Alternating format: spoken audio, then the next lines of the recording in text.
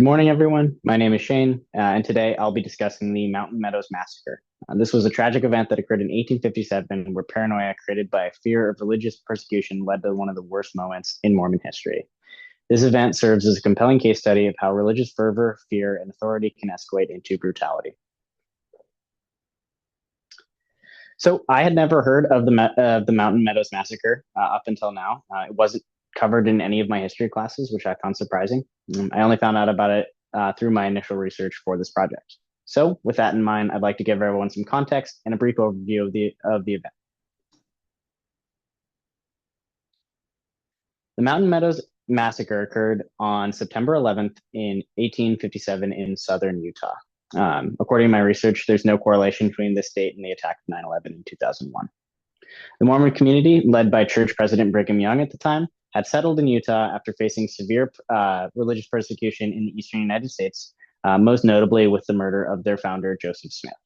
By 1857, tensions between the Mormons and the U.S. government had escalated due to concerns over Mormon autonomy and practices, leading to what is known as the Utah War. The Mormons were convinced that America was set on dismantling their belief system and their lifestyle, and therefore they needed to take defensive action against an oppressive outside threat. In response to these threats, Brigham Young had declared martial law within the state of Utah, warning his followers that federal troops were approaching to destroy their community. This created an atmosphere of paranoia and fear among Mormon settlers who were instructed to start stockpiling resources and limit contact with outsiders. It was also declared that anyone wishing to travel through Utah would need permission from Brigham Young's office. Now, completely unaware of the chaos unfolding in Utah, a wagon train of approximately 140 immigrants, mostly families from Arkansas, were traveling west to California. When the group entered Salt Lake City, rumors immediately began to spread that some of the members had ties to anti-Mormon or anti-Mormon groups or had been involved in past violence against Mormons, though historians struggle to find any evidence to support these claims. Local Mormon leaders, believing that they needed to protect their community, plotted to take defensive action against the travelers. A local militia was formed, and a deal was actually struck between the Mormons and a local Native American tribe. The church leaders convinced the tribe that the outsiders were going to attempt to poison their water supply, which solidified an alliance between the Mormons and the Native Americans. So, on September 11th, the Mormons launched a joint attack with the Native Americans on the wagon train.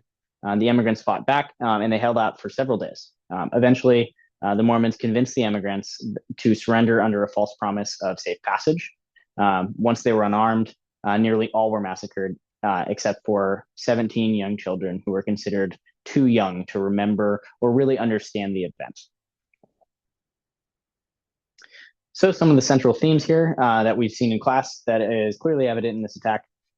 First one being an us versus them mentality. The Mormons viewed the immigrants as outsiders and potential threats to their community and faith. Next, we see some elements of divine authority and obedience. The local Mormon leaders were following Brigham Young's divine guidance. They saw him as some form of a prophet, and so his word was essentially the word of God.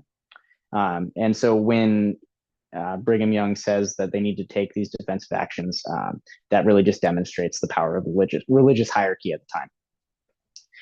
Next, we see some elements of apocalyptic fear and the justification that comes with that.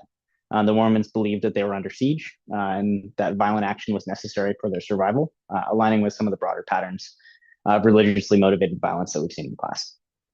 And then finally, there's an element of defensive sacred space here. While not necessarily a holy space, Utah acted as a safe haven for the Mormons, and the potential invasion of federal forces generated a period of stress.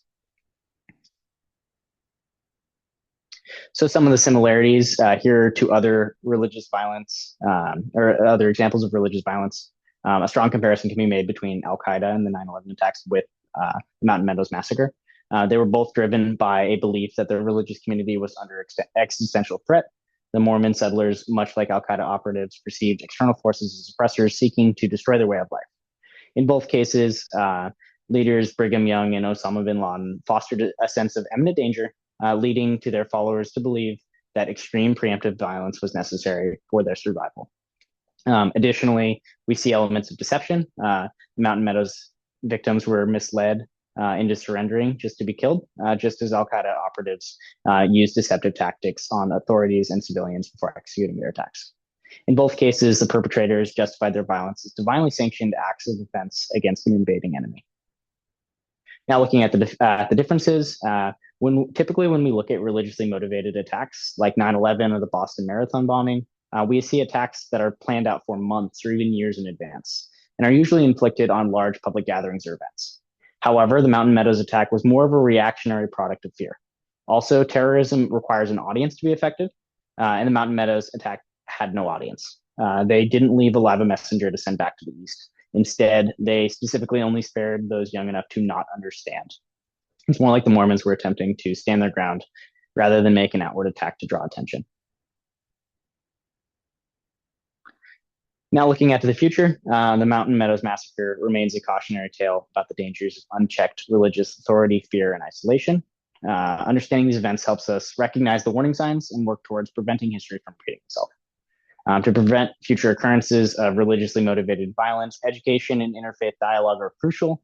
We want to foster connections between religious and secular groups to help counteract explosions of violence like this. And in general, studying past events like the Mountain Meadows Massacre serves as a reminder of the consequences of fear-driven extremism and underscores the need for tolerance, accountability, and peaceful coexistence. Thank you.